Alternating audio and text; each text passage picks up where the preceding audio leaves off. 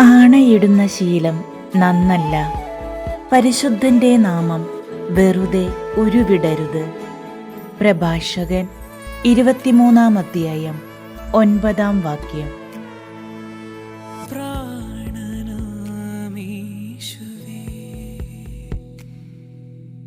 ജീവനാം നാഥനേ,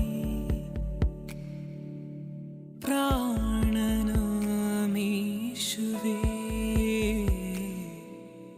ജീവനാം നാഥനേ. മരുഭൂമിയാമെൻ്റെ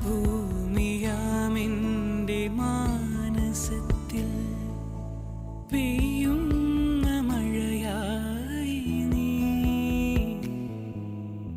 ഏകാകിയാകുന്ന നേരങ്ങളിൽ കൂട്ടേകും ചങ്ങാതിയായി. എൻ്റെ